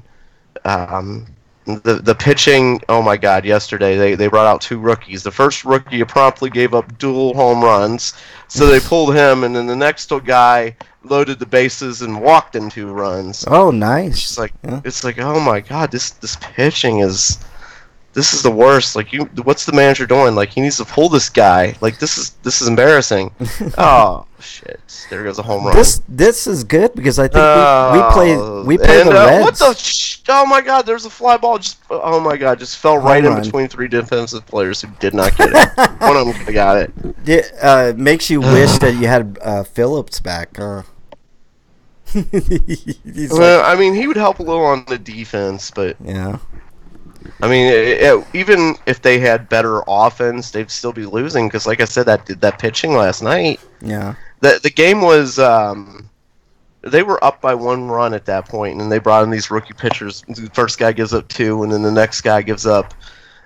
He first gave up 2, but it went from them being up by 1 to them being down by 9, I think. So needless to say, you're not making plans for October this year. Break. No, they are definitely starting to make plans for October. If I were them, the Reds players like Aruba, Jamaica, something like that. Like those would be my plans right now. Yeah, So you're about ready to bust in the song. Yeah, yeah, exactly. Aruba, Jamaica. You know, ooh, I want to take you, kind of thing. Yeah. But yeah, the Rockies are doing okay. I think they were 7-7 last I checked. That's about par for the course for the Rocks. They always do it, for some reason they turn it on like the last month, and then you think they got a shot to make the playoffs, and they don't get there except that 1 year. But this might be a different year. We got some decent pitching, even though they haven't pitched great. So whatever. Wonder if it'll be a different year for baseball games. Yeah. All right, Eric, your Stinko of the week. My Stinko of the week is how Bandai Namco has bungled the naming of the newest My Hero Academia game, or rather the only one so far. But it's going to be called My Hero One's Justice, not even a colon to separate My Hero and One's Justice, because apparently they couldn't get rights to My Hero Academia. Why? Which That's is stupid. Because license holders are bullshit, I guess. Yeah. But anyways, it was bad enough that the series was called My Hero Academia over here, because that's a literal translation, and literal translations I know shouldn't be used because a literal translation is a bad translation. And they could have gone with anything like I suggested, like this publisher should have done, and it should have been like My Hero School or My Hero Training Camp, or which is relevant because they do go to a training camp once or twice. It actually looks cool. I'm looking at My Hero University, My Hero Academy. That would have been a good analog to Academia, because Academy is just a fancy way of saying Academy. Yeah. I like the way that this game looks. I do. It's kind of got a cel-shaded... I don't know what type of game it is. It looks like just a... It's a fighting game. Oh, it's a fighting game. Wow, that's even better because you can like go on the side of buildings and shit. That's cool. I like that. You should watch this show. Yeah, it's on maybe. Crunchyroll and Funimation now, and if you want to watch it dubbed. Yeah. Looks good. It's going to be available for PlayStation 4, Xbox One, Switch, and PC. Yeah. Via Steam. Yeah, it looks good. I wouldn't mind playing that. It looks fun. But this is like they could have done what Koei Tecmo did in Europe, where they couldn't use the Attack on Titan name, so they just put AOT2. Yeah. Yeah. I think for the first game they went real weeaboo and used the Japanese game of Shingeki no Kyojin. I always wondered why they wouldn't even just use the original Japanese. Like, I think we've gotten past the point of caring. I mean, in this show, they could have gone the Wii route and called it Boku no Hero Academia. Yeah, whatever. All right, is that it, Eric? Just yeah. All right, mine is just real quick. I just been having like a sore neck for the past week. It's been kicking my ass. I don't know what the hell's going on with my neck, but it's just been hurting. So that's I blame Bridget. What's that? You blame Bridget? Why you blame Bridget? She's laughing. I'm not there. Oh, you know. Yeah. So you're to blame, Bridget. That's what they're saying. Oh, you're. poo. All right. Let's move on to Sweeto's Breakman. You're Sweeto. Well, it has finally, even though it was officially spring like a month ago, it's finally spring here in Ohio. Yeah. Nice. Yeah. All right. That's cool. Yeah, you guys have been having a hard time with harsh weather, and I'm looking outside right now, and there's a little bit of snow trickling down. Snow. Yeah, I know. Snow's the worst. Yeah, it is. It totally is. Hey, Eric, do you have a Sweeto this week? The week's over. There you go. Mine is, I got a couple. All right. The first also Sweeto goes, so it's not snowing here. Yeah. All right. My Sweeto of the week, I got two. Real quick. One is Paul Ryan is not seeking re-election, so that's a good thing. And it's That's having. You know what? If I was a politician, I sure as hell wouldn't seek re-election. I'm out. I know. I can't deal with this. But Paul Ryan's such a weasel. Like, usually you finish out another 2-year term if you're in that position. But he knows what's coming. The guy before him didn't. I mean, I know. Well, he didn't. I might as well not either. Yeah, but he's just a weaselly character, Paul Ryan. And then the reasons he gave is because he wants to spend more time with his family. No, the two reasons are he's going to make millions more as a fucking lobbyist, mark my words. And two, he gave the reason that he wants to spend more time with his family. Yeah, right, dude. Come on, man. He probably almost never sees his family. But he also sees that... I'm guessing that means his mistress dumped him. Yeah, probably. And the other reason he gave is because... his family, but in reality he's leaving because the blue wave is coming, even though that doesn't really mean anything to me. But he knows that the Republicans are going to get killed in the midterms. But and I think he also doesn't see eye to eye with Trump, which is weird because he kissed his ass. I mean, at first Paul Ryan seemed like he was talking a lot of shit about Trump when he didn't think he was going to get the nomination. He gets the nomination, and then he fawned over Trump. And, he still fawns over Who's Mr. Trump, sir? Let me fondle your ball, sir. Yeah, exactly. Actually, I do have a sweeto. Okay, hold on, Eric. Let me finish mine. And then, speaking of Trump, my other sweeto is the FBI raided Trump's personal lawyer, Cohen's office, and got a fucking treasure trove of information. So what you were talking about earlier is relevant, Break. When you were talking about a dictatorship, this thing's going to break one of two ways. Either Trump is going to fire Mueller, or Mueller's going to bring the indictments and bring the whole house down. He's not going to do that. He's depending on what he's not going to do that. Listen, you watched the Jimmy Dore show on that video. Just listen for a second before you speak, Eric. Apparently they've got the goods. They've got the goods because you don't go into a lawyer's office unless you have the goods. All right, that warrant had to be signed, dotted, T'd to a T. So I'm almost certain that Trump's days are numbered. Either Trump or Mueller's days are very numbered. And if I had to make a bet, I'm going to put my money on the true American Robert Mueller. And you know what? I wasn't a huge fan of Mueller before, because he has a lot of. He's a lifelong Republican. Policy-wise, I disagree with Republicans on probably 90% of things.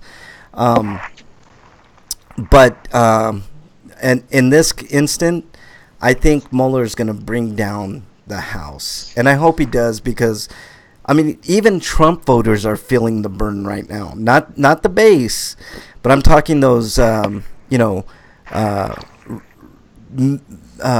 do you call it? Like the middle class, educated white people and obviously minorities, and they're starting to gain a lot of momentum of we made a mistake, this is not the guy for the job, and I don't want to be the one to tell these people I told you so, and I don't think anybody else should do that either. Anybody who knew Trump was going to be how bad he is now, we shouldn't be happy about this. It's probably going to be a sad day when all the shit breaks. And I know what Jimmy Dore is saying, Eric. I disagree with him slightly. It basically amounts to, for people who don't know, it basically amounts to him taking so goddamn long with this investigation, and since he benefits from it, he's obviously not going to nail Trump on the things he finds, even if he has stuff. So he's going to try to nail him on other things that they can nail him for. So what? So what if they do? The thing, people criticize like long investigations. That's the thing. Like, you need to be thorough with an investigation. The problem with a lot of investigations is they don't spend enough time on them. The thing is, then the guys on the defense are able to find ways out of it. You know. Yep. The thing is with this though, is like he probably did find stuff, and he's basically just sitting on it. Well, right, but he's still investigating. Of course, he's sitting on it. He's not going to go. He's not. This is going to be a battle in the courts. This isn't a battle in the public eye. Right. Like, people wanting him to release details, like, that's not going to happen. Right. He has to do this in court. Yeah. Like, he can't release his details now, or Trump was going to find ways to counteract it. Right. And I tell you what, anybody who wants them to release information now doesn't know the basic. Doesn't understand our courts at all, even slightly. Here's another little interesting tidbit. Trump called Cohen on Friday, and it's not normal to call people when you're under investigation unless you have something to hide or you're trying to prod information. Nobody can tell me that Cohen, when the noose is tightening and Mueller's bringing him all this information and saying, you know what, if you get convicted, you're going to get 300 years or whatever, sentence there is, but you can get pretty much out of it if you give us the goods on Trump. I'm pretty sure Cohen's gonna break. I don't think anybody can stand that pressure. Even when Trump is supposedly thinking about pardoning everybody and their mother, that's the sign that he gave when he pardoned that other idiot that was pardoned. I can't remember his name. It's like Scooter something. He pardoned that dude. It's like, no, you don't get a free pass on this one, man. Like, you're either gonna get hard time or you're gonna give us the goods. And I tell you what, Trump has been corrupt for decades. I'm not talking a year or Libby. You're right, Breakman. Scooter Libby. I didn't want to interrupt you. No, that's okay. I appreciate that. I don't understand what this tweet's about. Just brought in the guy with the air of 9. Is that a typo? I don't know what that means either. It's in the chat. ERA. I'm Oh, talking man. about baseball. Yeah. Oh. So Scooter Libby Dungeon says the guy who leaked Valerie Plum's name blowing her CIA. Oh yeah, that's right. That's what that dude was. And he should have been in trouble. I remember it was a whole Dick Cheney versus George Bush thing that happened. But Trump is freaking out, and he's probably in a corner, which makes him pretty dangerous. So this scenario that I told you guys way back when, remember when Mug was on and we were all discussing this, and I was saying we've got a couple of options here. Either Trump is going to be a dictator or he's going to be in handcuffs. And I don't see how it could go any way but one of those two scenarios. Well, the first way isn't possible because term limits. If you mean he can't be a dictator and just like, I mean, he's already for like a limited dictator. No. But, yeah, like he's a dictator with a time limit. Like that's just no. Hold on. That's not how Who's it to works. say that he doesn't just get rid of that rule if he becomes an authoritarian? Everybody does. Everybody can hope that, and we can No, take we to the say streets. no. You can't do that. Yeah, we Like, can you say can't- that. You can say that, but Yeah. we don't abide by it. Yeah, well, this president has proved beyond a shadow of a doubt he doesn't give a fuck what any of us thinks. So, until we barge into the White House and remove him from office physically. I wish. I hope the latter is the case. I hope there's some FBI people saying, Mr. President, I need you to put your hands behind your back. You're under arrest for A, B, C, D through Z. You know what I mean?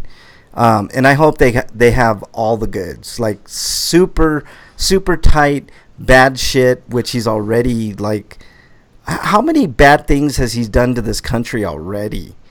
Like, do you know lately that of course he's basically he basically put up the tariffs because he knew the government could get more money that way, and his daughter's business won't be impacted Dungeon says he can't get rid of term limits unless Congress agrees to change the Constitution.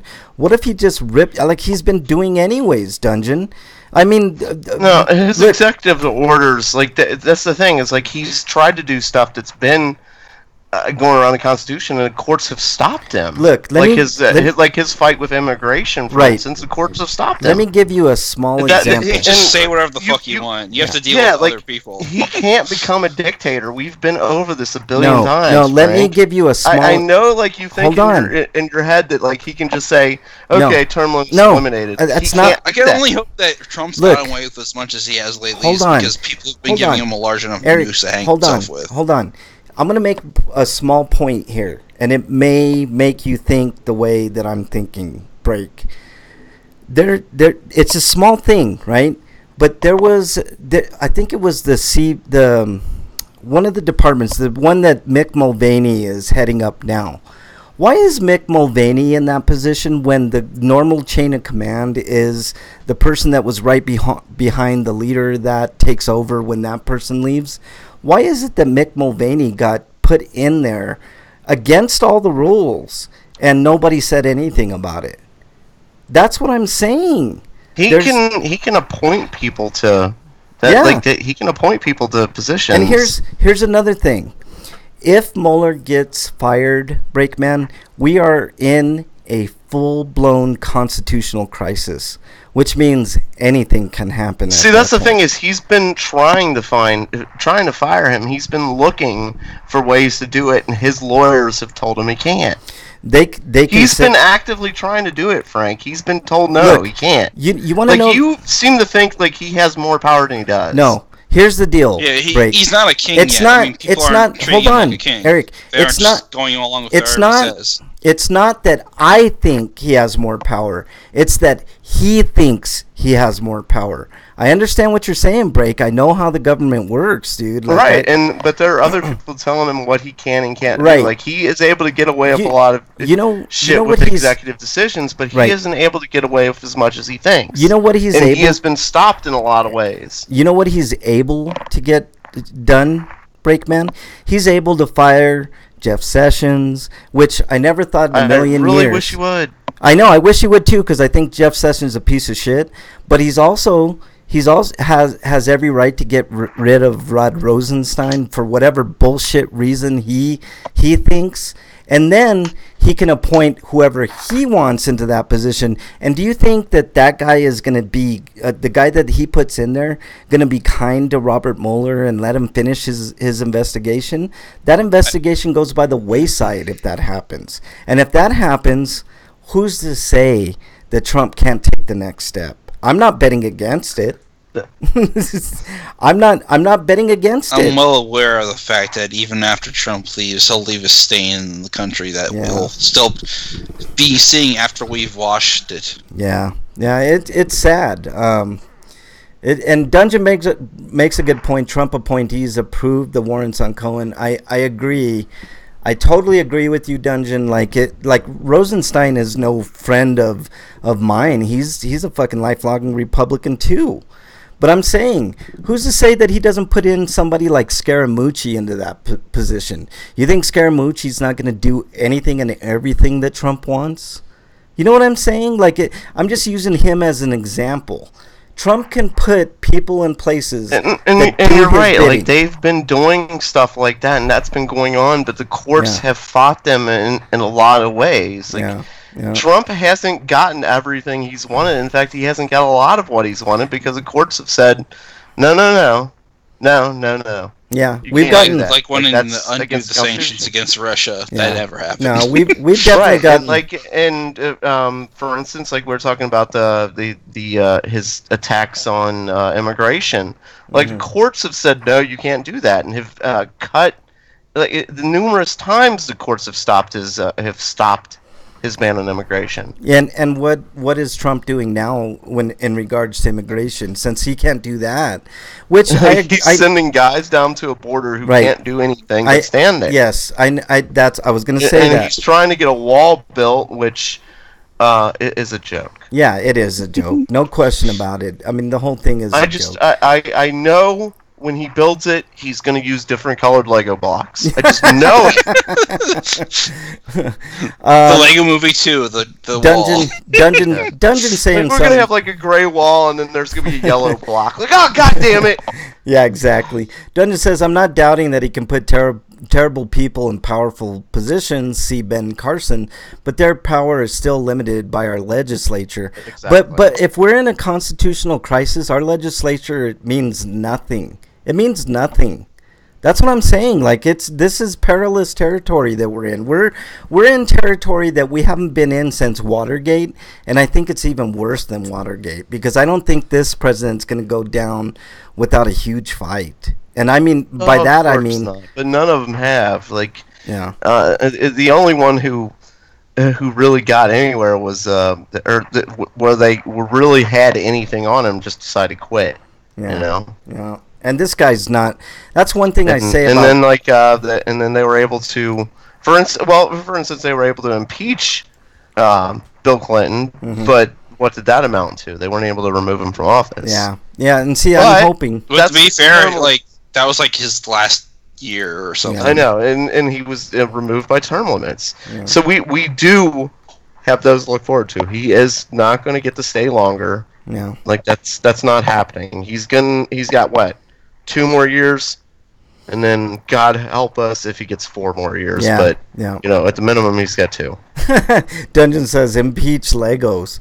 I don't know, man. I'm freaked out by it. Legos blamed for everything. Yeah, I'm kind of freaked out by I it. can see him tweeting about that. Like, everything else is going wrong, and he just starts tweeting out, "Oh, those damn Legos! Like, they're going against the country. They're un-American." We gotta find some way to make Fox News do a story about Legos. Yeah, then I'll believe it. Jesus Christ! Yeah, that is scary. I'm trying to make America great again with these Lego walls, and they want to give me red pieces when I need gray. This message was approved by Sean Hannity. You know, like type thing. All right, let's move on, guys. I have a quick lulls. I want to talk about something here. Wait, my Sweeto first. Oh, yeah, your Sweeto. Go ahead. My Sweeto is Billy Mitchell has been removed from his rankings. Yep, but that's cool. And basically banned from participating in any kind of... That's really sad, because he does have legitimate, like, scores. Like, he's done things in front of crowds where it's like, holy shit. You know, like, there's a Pac-Man score that he did by him, like, in a crowd. I mean, it was authenticated, so it's really sad that they're gonna just completely kick him out. And they have to remove his scores because they don't know if they were the result of cheating or not. Yeah, no, I agree with it. But like banning him from like further like competitions, that's kind of overkill, because now all he has to do is just play it straight. I think it's sad.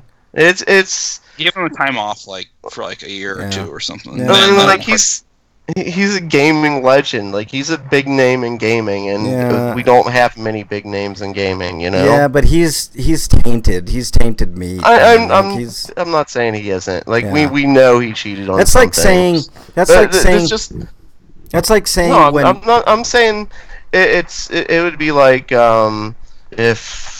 I don't know. The Rock. Here's the analogy I'm going to make. He's going to go out one day and kick somebody's random ass or something. No. Just walking down the street and he sees somebody and he's like, I'm just going to fucking pile drive this dude right here on the road. I disagree. It's like watching him anywhere. Oh my God, Rock, what are you doing? No, Rock, don't pick him up and throw him into the car. Oh God, Rock, no. Here's the analogy. Eric, hang on. Wait, Dungeon Buster says, I think Twin Galaxies acted that way because the organization has been accused of cronyism in the past in respect to Mitchell. Yeah. So they did it because they felt like they didn't want to get in trouble. Here's the analogy. I think our former network had a lot to do with that, actually. Yeah. Because honestly, if you like watch what was going on, there wasn't a lot of scrutiny before them. Yep. And Billy Mitchell wasn't hated until the King of Kong. King of Kong. Yeah. Until the King of Kong documentary, but Twin Galaxies was never like indicted. To be fair, King of Kong was like had a narrative that they were trying to push, and that might have helped ruin his reputation. Definitely did. But here's And Billy Mitchell really did play up the role as the bad guy in that. It was a good documentary. Yeah, I like that documentary quite a bit. Here's the analogy I'm going to bring you. It's like that one Olympic sprinter from Canada. What was his name? He was real famous. He got busted for doing doping up before his races, and they took all his gold medals away, and they said you cannot compete from this point on because you can't trust that he's going to try to get around the system again. And I feel the same way about Billy Mitchell. You can't trust that dude's not going to cheat. So fuck it, that's what you get. I mean, I'm not disagreeing with that. I'm just saying If he participates in a competition, it has to be like a public event because then he can't have the opportunity to cheat. Yeah, it's kind of like it's kind of like the fall of Hulk Hogan. It's because Hulk Hogan, he's so cool and stuff like that, and he did so many amazing things, but then he's so racist, and now he has to sue Gawker into basically oblivion. It's really tainted, and it's totally tainted. It ruins everything he's done. But he's an insane Christian guy. And trust me, Billy Mitchell is not. It ruins everything everything good he accomplished. And trust me, Billy Mitchell's not hurting for money, so don't cry a river for him. He's going to be just fine. Shitty hot sauce to sell. Yeah. Dungeon says Steve Weeby's now the first to make $1 million in Donkey Kong with Mitchell's removal. I don't know if I've ever seen this hot sauce anywhere. Yeah, I have not either. It's basically sold in his state, but that's why.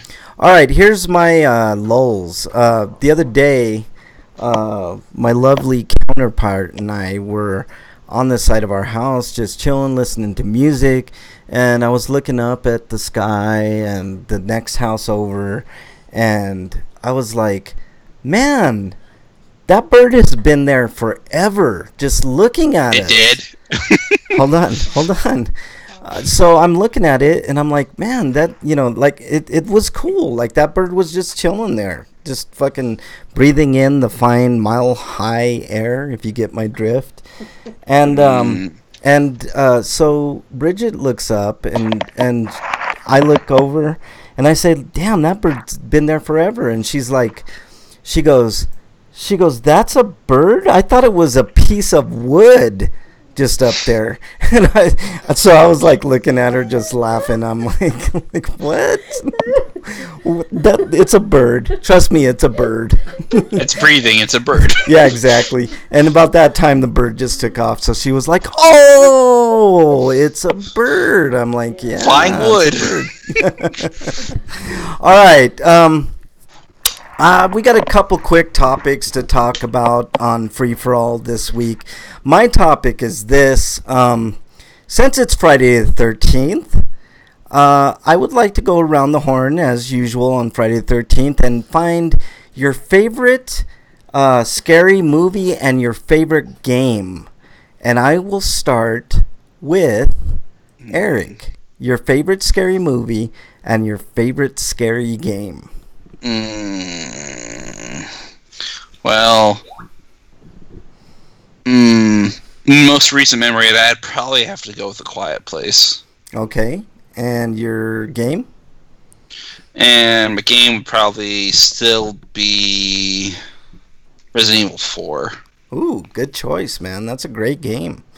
I mean, it's not scary, but it's fun, it is. And I like the atmosphere of the castle area. Yeah. No, that's creepy. A great choice. That's a scary game for sure. What about you, Break? Well, I mean, I wasn't scared, but it is different, creepy, and it has this tense and atmosphere to it. No, that's a good choice. All right, Breakman, you're up. Nothing. We get nothing from Break. Did Break take off? I think Break had to tinkle. So, I will tell you my favorite game. He had to go get high. Yeah, he had to get high. Let's see. My still favorite. Look for that bird, isn't he?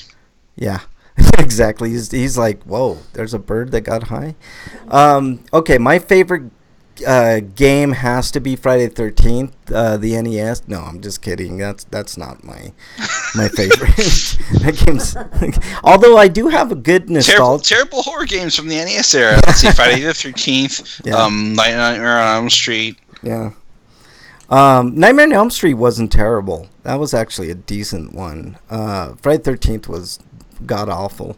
Oh yeah, there's also Monster Party. Yeah, and Addams Family was on there. There's a bunch of NES ones. Adam Sandler for the NES is awful. I have. If you're gonna play one of those, I'd all play the SNES version. I have a couple. I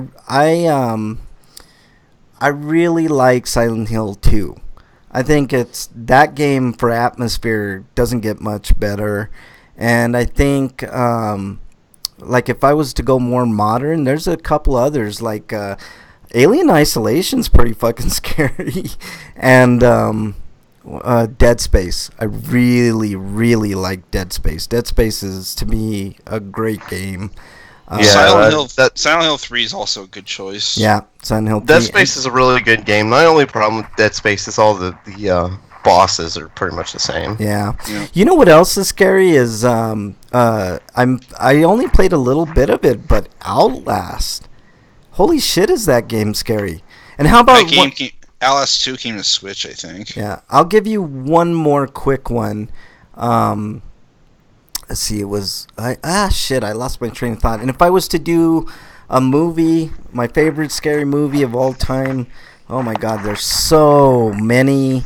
But I'd have to. Oh man, that's a tough choice. I like Halloween. I think Halloween's my favorite scary movie. And for another game that I want to suggest is Corpse Party, the original Corpse Party. That's a good one. Yeah, that's a great one. Not the original. I'm like the first game in the series. Like after that's Book of Shadows, and after that's Blood Drive, which was apparently not that great. Wasn't that like the visual novel type game? The Book of Shadows was like the pure visual novel, and the other one was like visual novel / RPG engine, but RPG Maker engine, but like you explore stuff, but it's mainly a visual novel. Yeah. Dungeon says Dead Space fun, his favorite there. All right, Break, you're up. Now, Dead Space had some like innovative things at the time too. Like, I really loved the menu system for Dead Space. Yeah, instead of a traditional menu, it was made that your character was looking at the menu. Yep. Your character. Yep. The HUD was awesome in Dead Space. I wish more people would use that. And my favorite addition was there was a button that showed you your goal. Yep. Yeah, I like that. Oh my god, more games need that. Yeah. Even though I have a copy, I should probably play Dead Space 3 and attempt to sell it. Eesh, Dead Space 3 is not fun. It's not very good. Dead Space 1 and 2 are great games. 3 not so much. Did you play the Dead Space game, which is a rail shooter? I did. Extraction. I liked it. That's a good game. Yeah, it's a good game. I liked it. Yeah, I played it on the Wii for a bit, but I haven't played the HD version. Yeah, it's fun. I played it on the Wii, and it was a good game. Yeah, I really like that. I played on the Wii, and also I got a free copy on something else. I can't. Maybe the PS3. On Dead Space 2's physical release, you mean? I think so. Yeah. All right. It's like a part of the disc. I think it's like you have to install it separately. No, I think it was a separate disc, if I'm not mistaken. Breakman, your favorite scary game and movie? Does Ghostbusters count? No, does not. Dead Space Extraction on the 360 might be the separate disc version, because on the PS3 it was on the PS3 disc. So we've already talked like 1,000 times. Like my favorite scary games is The Suffering, but I can't think of what my favorite movie then. Maybe I really love Tremors. Is Suffering on the backwards compatibility list? It is not. Suffering's not on the backwards compatibility, which sucks. I own the second one, but I never got a chance to actually really. What about Castlevania Curse of Darkness? Yeah, that counts. That's a good one. Yeah. Okay. But yeah. I was asking if that was on the backwards compatibility. Oh, I have no idea. Not sure. No idea. I'd have to look for the list. I wish the darkness. I don't feel like lazy. I wish the darkness would go backward. I know 2 is backwards compatible, but 1 is not, and that sucks, man. I found both those games at GameStop for like, one of them was like $5, the other one was like $3, and I'm like, man, I really want to get those games, but they're not backward compatible. So, All right. We got another little quick free for all here. Since it's Friday the 13th, Eric, you want to do this one? Oh yeah. Neil deGrasse Tyson and his bullshit. I'm done with it. Basically, he did tweets related to the Friday the 13th because he has to be that guy that does the but actually. Yeah. And just suck the fun out of anything, any topic that could be considered fun. Like a couple months back, maybe back when Force Awakens came out. Like he complained. He basically got on Twitter to say in all the ways that the science is wrong in Star Wars. The science fiction being a keyword. Yeah. Is wrong. Yeah, I think he suffers what a lot of intellects suffer from is that they know more than everybody in the room. So you're right; they kind of suck the fun out of it. But they have to let everybody know. Yeah. You know who else is like that? And it's like they've forgotten how to interact with people. Yeah. I don't know if that's like inferiority complex or narcissism. It's not inferiority or narcissism. It's more like he's so obsessed with truth and facts that there's no room for the ability to just enjoy things. Yeah, well, that sounds like narcissism. Yeah, he's it like is. so obsessed. Like he's But narcissism is about self-obsession. Right, but that's what he's doing though. I think he's doing this because it's just a part of his brain chemistry rather than he actually likes himself. I actually like Neil deGrasse Tyson for numerous reasons. I'm not going to not listen to Neil deGrasse Tyson. But not just liking yourself, but liking your world and your thought process and your version of the world. Yeah. You know what I mean? Yeah. So he's kind of enforcing his views on everyone else. Yeah. Well, he's not even doing that. He seems a little arrogant at times. I think it's more of an arrogance than anything.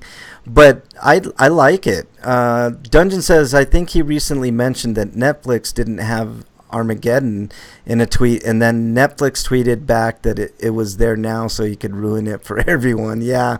Basically, the tweet was, if you do the full calculation, you'll find that Friday the 13th is no less rare on the calendar than Thursday the 12th. So it's not important. So...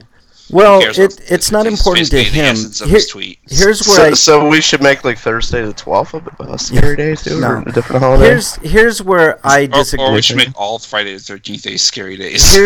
Here's where I kind of disagree. Let's just make every Friday scary. Yeah. Here's where I disagree with Neil deGrasse Tyson a little bit on this. Well, right? anytime Hold on, Eric. 5 shows up, scary day. Yeah. Here's where I disagree with Neil deGrasse Tyson a little bit. All right. Every Friday the 13th, you guys have known this. I've done this every year since, and that's been, 10 years, 11 years that Grinders has been in existence. Every Friday the 13th, I always play, something Friday the 13th related for the intro. I always ask you guys what's your favorite movie, your favorite game, horror game. So there is significance when it comes to little life's pleasures, right? It's like 420 for somebody that's into weed. That date means something. Friday the 13th means something to horror fans because it's one of the greatest horror franchises of all time. So May the 4th for Star Wars fans. May the 4th. Yep. May the 4th. I'm a lifelong Star Wars fan, but I think that's. Can I tell you a real world story that I had that kind of parallels this one? Go ahead. It's like the people who think Jedi is a religion. Yeah. Yep. Go ahead, Eric.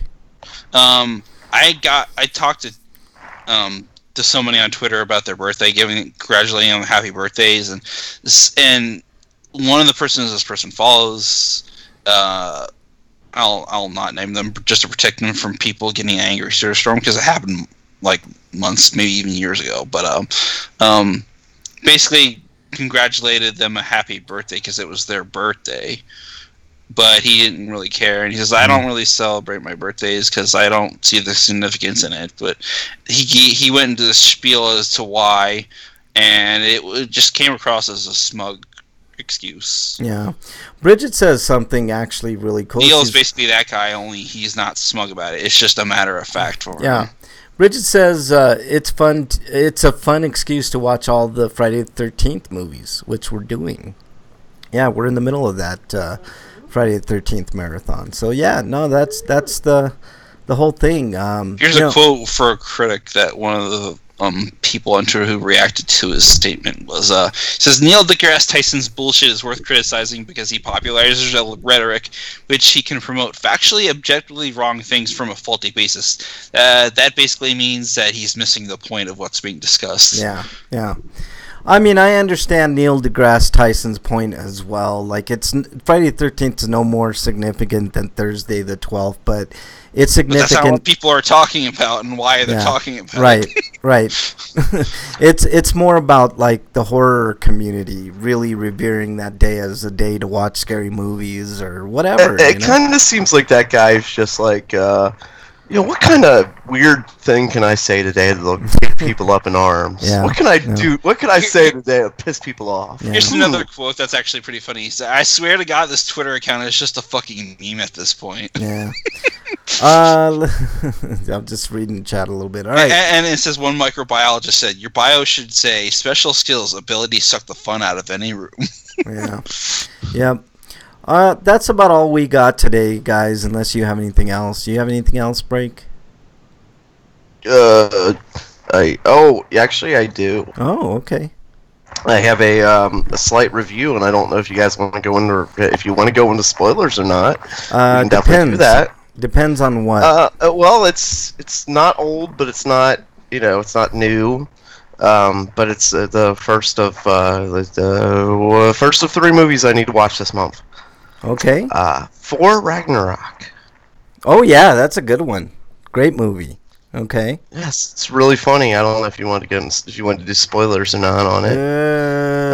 Yeah, it's a little too young. It's just no, it just came out on video, but it's been a year since the movie released though, so it's like practically a year. No. So the next one I need to see obviously is Black Panther, and that's a by the end of the month. Is that still in theaters? Because you got a shot if it is. It is. But next is Infinity War, so I gotta see that quick. You know what I mean? Even if it wasn't, you could probably go to a value cheapo theater and see it there. Black Panther is still going strong. It's still top 5 at the theater. Yeah. So it's they won't be able to keep much longer though because Infinity War is in 2 weeks. Yeah. I don't think they can keep 2 Marvel movies in the theater at the same time. We'll see. I think they messed up by bumping that movie up. I agree. It was supposed to come out in May, and I think they made a mistake by. They didn't want to cannibalize Solo sales, so that's why they did that. I think they're doing just fine because Black Panther is the number 3 movie all time domestically. So speaking of that, do you think Solo will be a good movie or not? I'm mixed. I don't know what to think about that movie. I'll wait till the reviews come out. The guy playing Solo to kind of he sells me on the role, but his appearance doesn't sell me. Yeah, I don't know if he sells me on the role yet or not, but I'm sold on Donald Glover as Lando. Oh hell yes, I am. Freaking sold on that. Yeah. I want to see Danny that. Glover's kid. Yep. Yeah. He's no, done a it's lot. not Danny Glover. He's a rapper. He's a writer, director, and actor. That guy's super talented. Yeah, like he is beyond talented, and he's selling this role. So I'm definitely looking forward to that. I'm looking forward to that. Maybe you'll make a Lando movie next time. Yeah, that'd be cool. Maybe. For Ragnarok, back to that. Yes, it's a fun movie. It's the third Thor movie, and this one. Unlike the second one, you know what? This is actually the second Thor movie because the second, what was that called? Dark World or something was really Loki movie. Yeah. This one is Thor's movie. Yeah. The plot of that movie sucked anyway. No, it was okay. They changed some. It was more or less a vehicle just for Loki to be awesome. Like Break says. Yeah, it didn't have to be a good plot. That's why. Pretty much. I 100% agree with that. I like that movie, but it wasn't. It was thin on plot. Yeah. This one I think was more rich on plot because of really because of the Hulk and what was going on with him, and they keep us kind of quiet as why he was the Hulk for 2 years. Yep. Type thing like that. We're kind of they want us to kind of think about that a bit more. I almost forgot that the things that happen in Adventures 2 are why he's there in the begin with. But I was gonna say, like, the Hulk is more of a two-dimensional character in this one. Yeah. You know, he gets to voice his opinion, and you get to see kind of some emotions from him and such. Yeah. Like, More for than the first a time, two-dimensional character, you mean? Yeah, 3-dimensional. Did I say two-dimensional? Sorry. Yeah. Anyway, so usually he doesn't say much if he says anything at all. Yeah. Which movie didn't he say anything? Was that? The first Avengers, Yeah, the except first Puny Avengers. God. No, there was one he didn't say anything. Was that? That would probably be just Ultron? the Incredible Hulk. Was that Age of Ultron? It could have been I Age think- of Ultron. I think he Yeah. might have said one thing, but that's like it might have been a grunt rather than an actual thing he said. All right, Break, go ahead. So, anyways, it's a really good movie, and I think it's really satisfying as far as the conclusion of really of the Thor's story of Yeah. him and his father and his brother and all their, you know, the family story, because this story adds. They change the plot. They change a character, and instead of being Loki's daughter in the comic, they change Hela to be Thor's sister. Yeah. Yeah. Which was an interesting change, which made really this more again. The Thor movies have really been about his relationship with his father and with his brother and such like this, and now it adds a sister in the mix. Yeah, I like that movie quite a bit. Yeah. Did you see the stingers at the end? Break? Yes. Oh, and what was with Jeff Goldblum when he was auditioning for the role? He was like, "So how do you want me to do this character? Whatever you want." Yeah. Well, what do you mean? Like, well, just do whatever. Yeah. Like, so Jeff Goldblum was probably like, "So you want me to? I'll just be more neurotic version of myself." You just want me to be myself, maybe? Yeah. Just talk like that. Yes, do that. Yeah. Just go with it. Well, when Jeff Goldblum gets a role, he gets to do anything he wants, period. So, I mean... Well, this role in particular, it was like, do whatever you want. Yep. Is this good if I go completely over the top and I add 4 inches to my height and I go that crazy over the top? Yeah. Yes, Mr. Goldblum. Yes. Is he going to be in the Avengers Infinity War movie? I hope he shows up again. I hope so, too. My God, he was awesome. Yeah, he was great in that movie, man. Goldblum was like basically the second coming of Raul Julia. He was the most over the top character in the Marvel universe so far. Like, and he was just relishing in it. Like, it's like you picked the perfect actor to just go over the top with. Yeah, and that's a great role. Gary Busey's like the only other crazy guy I can think of just going completely over the top. Oh my God! You know? Speaking of Gary Busey, I just saw. Actually, there's breaking news, guys. Trump's going to speak about Syria tonight, so we'll probably be at war real soon. But yeah. So did Gary Busey play the Fung 2 in Galaxy? No, he whatever played. His name was. He did play the Ginger Dead Man. I don't know if you've ever seen that, but he's in that. He's the voice of the Ginger Dead Man, which. So it's like the Gingerbread Man, but evil. Yeah, exactly. I mean. Gary Busey wasn't the best example because he is generally crazy, whereas I don't think Jeff Goldblum is. Oh, Jeff Goldblum's crazy. He's crazy. He's not bad. I don't think I should say I don't think he's as crazy. He's crazy, but he's not crazy. Freak out and he's not. That's what I mean. Like, he's not as crazy as Gary Busey. Right. I don't think anybody is as crazy as Gary Busey. He's not Gary Busey crazy, but he's crazy. All right. So did you say you saw Black Panther or you didn't? Not yet. That is next. You got to go to the theater. Infinity War, which comes out in 2 weeks. 2 weeks. I'm going to see it on a Thursday. They have a special screening here where you can get, for $20, you can get a 3D viewing, large popcorn, and a commemorative coin. So I'm going to go see it on Thursday. Do they do like movie passes? No. In your area? Because they don't do that around here. But movies are cheap enough that that's not a problem. Yeah, every once in a while they do. All right, Break, did you have anything else? Good movie. Give a thumbs up. Recommend. Yeah, for sure. It's a great movie. Of the Marvel individual series of movies. I think the Captain America are the best, but I think Thor are right next to it, right behind them. Yeah, that's a tough call, man. The Captain America movies were fucking phenomenal. That's what I'm saying. They're the top. Yeah. But I think these definitely kicked the shit out of the Iron Man movies. I like the Iron Man 1 and 2. 3, I'm gonna I wasn't a big fan of 2 even. I liked the first Captain I America liked, movie, like, but I it's liked also 2 at and the same 3, time but it's they weren't. not. Yeah. It's And also kind of actually, Well, the first Avenger movie, what the fuck happened to Red Skull? yeah, he's gone, dude. Don't you remember? They just kind of moved on from him and forgot he existed completely. They didn't kill him in the movie. Oh yeah, he got killed. He was off. That the Tesseract got him in Captain America 1, I believe.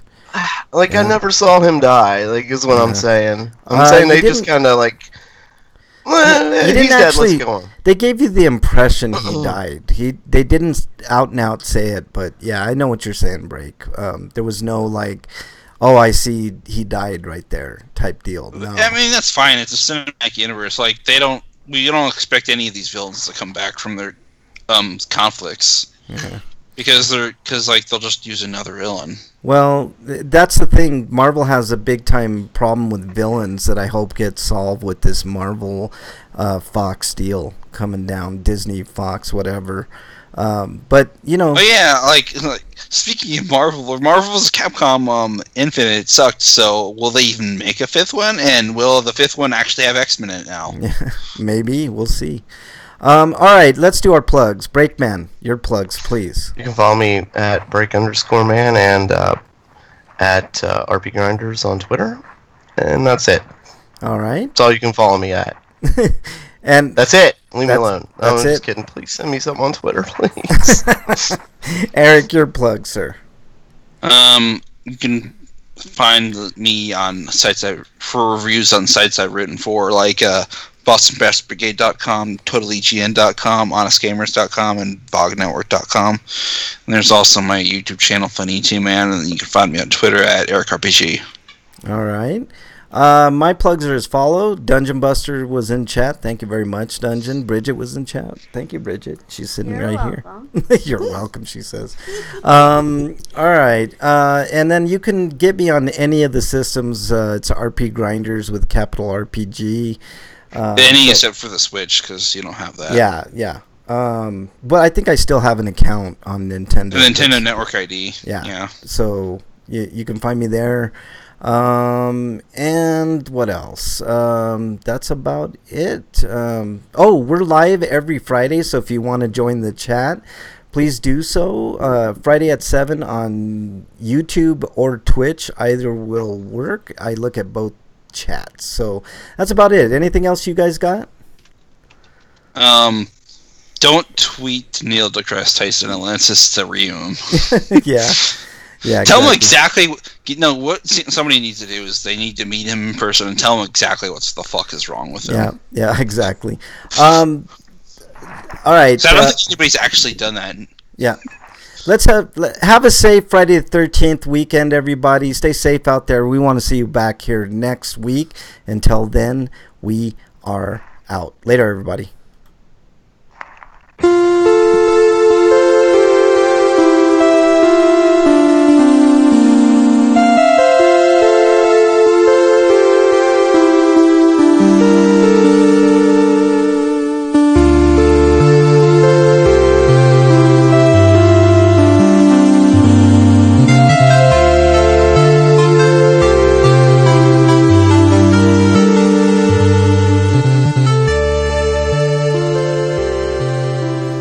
All right, Dungeon, thanks so much for joining. We really do appreciate you, my man. Have a good Friday the 13th, dude. And everybody listening out there, thank you guys so much. We appreciate you listening, tuning in, wherever you are. Thank you so much.